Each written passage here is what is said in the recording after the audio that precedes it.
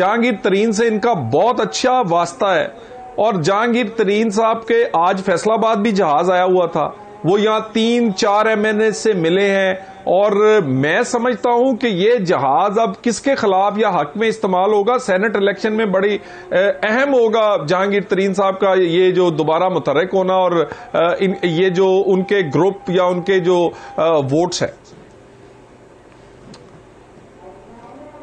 ये उनका जाती दोस्त है जहांगीर तरीन। वैसे तो अब वो किनारा काशी हो चुके हैं PTI से। देखिए किनारा काश अगर वो हो चुके हैं, आपको आज उन्हें पूछना चाहिए। आज सिर्फ आज की एक्टिविटी उनकी ये है कि 4 MNA से वो 3 फैसलाबाद के, 1 पिंडी भटिया के MNA से वो मिले हैं।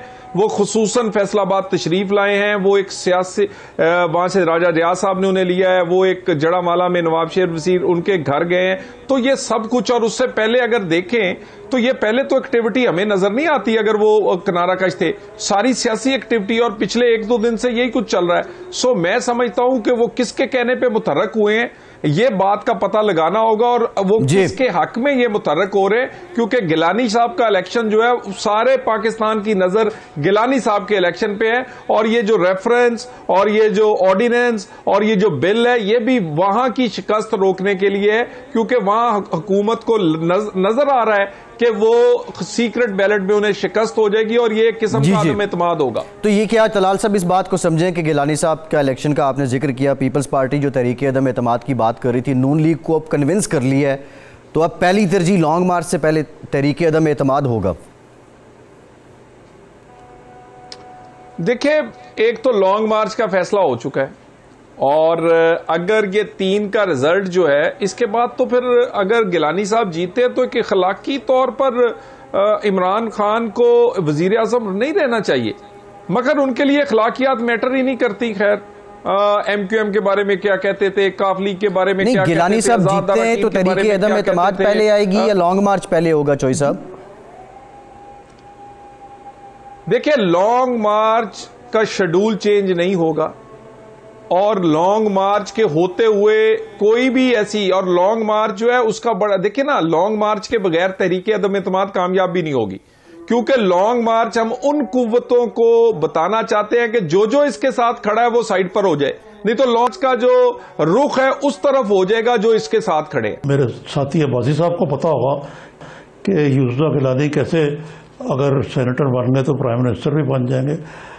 ये कोई वाकई कोई ऐसा मैकेनिज्म है कि जादू की छड़ी जिससे एक सेनेटर जो इलेक्ट होता है, एक्स प्राइम मिनिस्टर है करके, वो बन जाएगा, prime minister Imran Khan resign कर देंगे।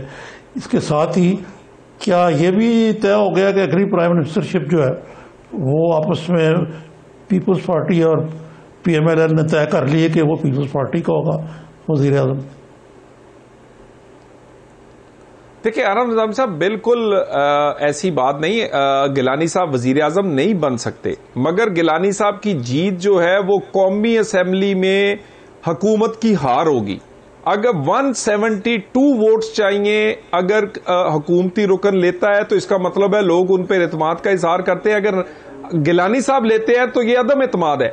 सो इखलाकी तौर पे इमरान खान को नहीं रहना चाहिए। वजीर आजम बाद में कौन बनता है ये तो बाद में फैसला होगा, मगर हम एक बात की बिल्कुल क्लियर है कि हमारा कोई अदम एतमाद हो या ये लॉन्ग मार्च हो, हम आखिर इलेक्शन तक जाना चाहते हैं।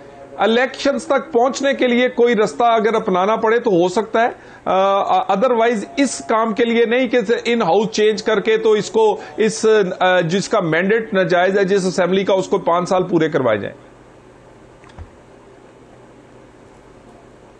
ये कौन सी फैमिली जी जिससे मुराद है आपकी?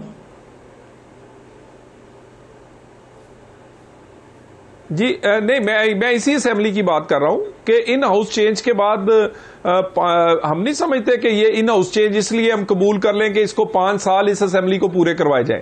इन हाउस चेंज इसलिए कबूल करेंगे अगर इलेक्शंस की तरफ वो इन हाउस चेंज जाती है। अगर इन हाउस चेंज इलेक्शन की तरफ नहीं जाती तो हमें फिर इन हाउस चेंज करने की कोई जरूरत नहीं है।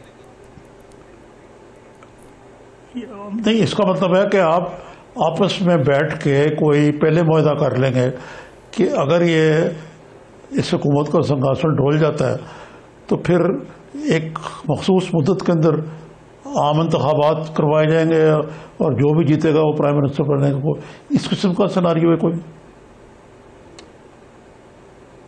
बिल्कुल, ये हुकूमत अगर डोलती है, अदम एतमाद आता है कि तो नून लीग कंडीशनल तौर पर अगला जो सपोर्ट करेगी, क्योंकि नून लीग समझती है कि ये एक आर्जी हल है, मुस्तकिल हल री इलेक्शन है, और री इलेक्शन के बगैर ये असेंबली ये इस तक किस्म की क़यादत नहीं दे सकी जो पाकिस्तान चलाए, जो पाकिस्तान के मसाइल हल करे। इकोनॉमी से लेके कश्मीर तक पाकिस्तान का जो है उसका बेड़ा गर्क हुआ है। सो इकोनॉमी नहीं चलेगी, पाकिस्तान नहीं चलेगा। ये असेंबली पाकिस्तान की इकोनॉमी चलाने में नाकाम हुई है। एक स्टेबल हुकूमत बनाने के लिए नई असेंबली चाहिए, नया मैंडेट चाहिए। सो वो जब तक नहीं आएगा इकोनॉमी और पाकिस्तान नहीं चलेगा। और इस असेंबली का मैंडेट क्योंकि जाली है, इसलिए क़यादत भी उसी तरह की सामने आई है जो मसाइल को हल नहीं कर पा रही। नहीं, लेकिन देखे ना, वो ये हफीज शेख जो है ये पीपल्स पार्टी के भी थे, ये मशीर खजाना आज भी हैं।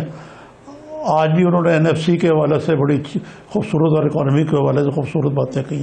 इमरान खान रत पे लसा रहते हैं कि इकॉनमी टर्न अराउंड हो चुकी है, मामला ठीक हो गए हैं, कर्जे भी वापस हो रहे हैं, जीडीपी भी हो रही है, करंट अकाउंट्स डेफिसिट जो है वो अब सरप्लस में चला गया।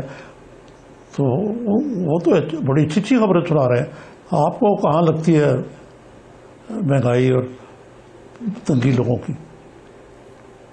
देखिए, अपना आरव निजामी साहब पता नहीं किस वो अच्छी खबरें चला रहे हैं। यानी ये मुल्क उन्हें जब मिला था तो इसकी जीडीपी 5.8 थी, आज इसकी जीडीपी माइनस में है।